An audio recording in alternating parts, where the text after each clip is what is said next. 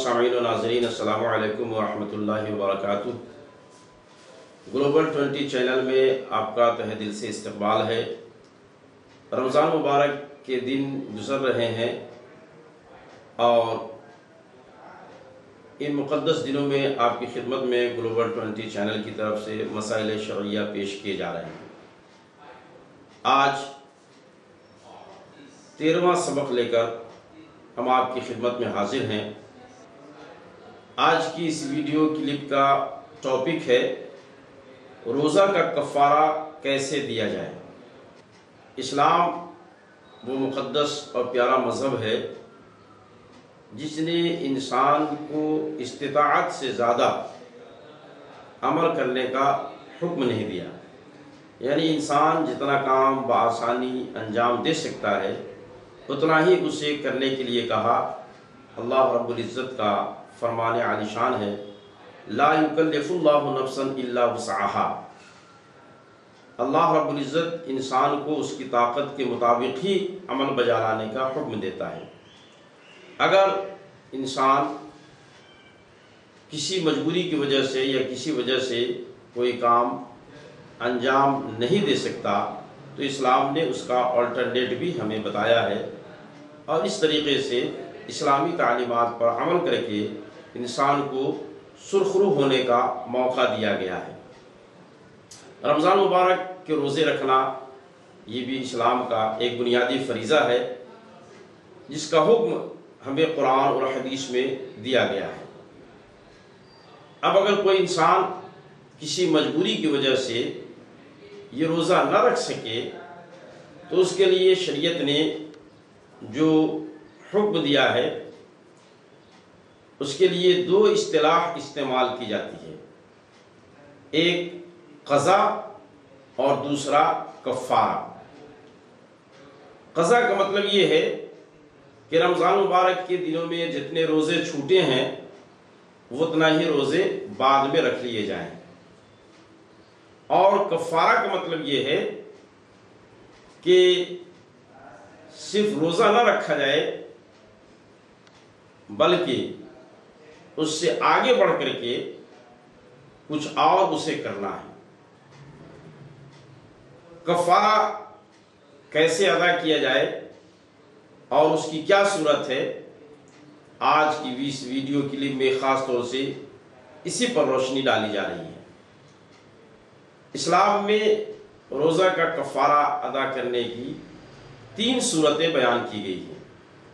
Number 1، ایک روزہ کے بدلے میں کنٹینیو 60 روزے رکھنا۔ نمبر 2، ایک روزہ کے بدلے میں ایک غلام یا ایک باندی کا آزاد کرنا۔ اور نمبر 3، ایک روزہ کے بدلے میں 2 وقت 60 مسکینوں کو کھانا کھلانا۔ اس میں سے جو دوسری بات ہے غلام یا باندی آزاد کرنا، آج ہم اور آپ جس ماحول میں رہ رہے ہیں اس کا وجود نہیں ہے، لہذا اس پر بحث نہ کر کے پہلی اور تیسری چیز آپ کی خدمت میں پیش کی جا رہی ہے۔ پہلی چیز یہ بتائی گئی کہ ایک روزہ کے بدلے میں 60 روزے رکھنے ہیں۔ اس کا مطلب یہ ہے کہ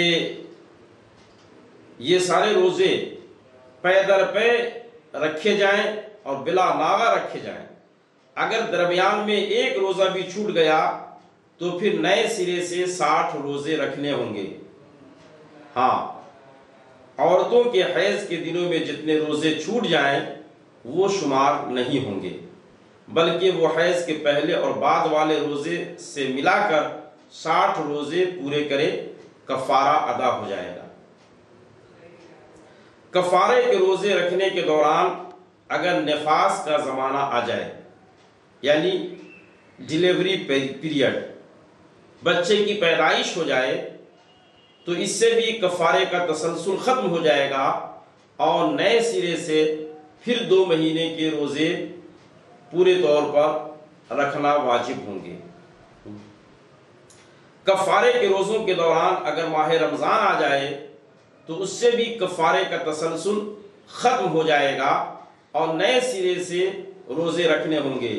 اگر ایک ہی رمضان کے دوران ایک سے زائد روزے فاسد ہو گئے ہوں اور پہلے کا کفارہ ادا نہ کیا ہو تو سب کے لیے ایک ہی کفارہ کافی ہے۔ اگر کسی پر ایک کفارہ واجب ہوا اور وہ ابھی ادا کرنے نہیں پایا تھا کہ دوسرا واجب ہو گیا تو صرف ایک ہی کفارہ دونوں کے لیے واجب ہوگا، چاہے یہ دونوں کفارے 2 رمضان کے ہوں، بشرطے کہ یہ روزہ فاسد ہونے کی وجہ جنسی فعل ہو۔ تو جتنے روزے فاسد ہوں گے ان کا کفارہ الگ الگ ادا کرنا ہوگا۔ پہلا کفارہ ادا نہ کر پایا ہو یا کر چکا ہو، بہرحال اسے ہر روزے کے بدلے میں الگ الگ کفارہ دینا ہوگا، یہ اگر جنسی فعل کی وجہ سے ہوا ہو تو۔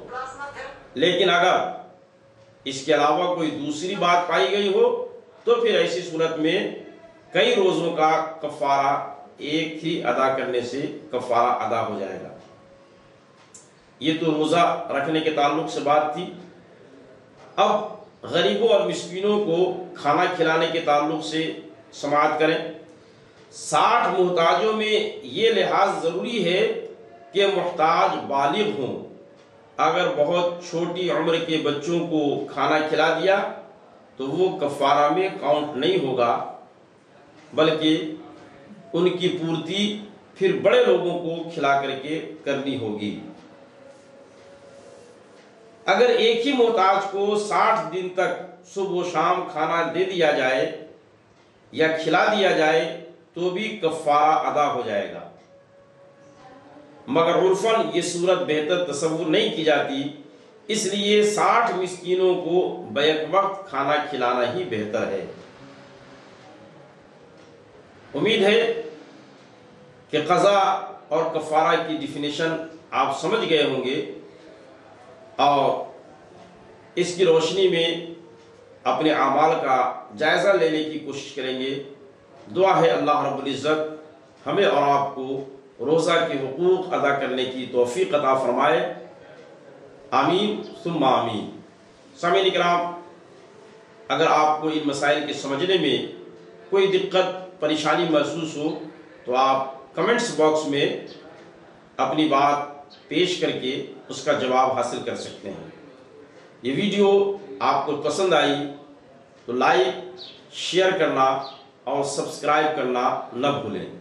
اسے آپ جتنا شیئر کریں گے آپ بھی ثواب میں شریک رہیں گے، اور ساتھ ہی اس بات کا خیال رکھیں کہ اسٹے ہوم اسٹے سیف، گھر پہ رہیں، سرکشت رہیں، یہی ہم آپ سے گزارش کرتے ہیں۔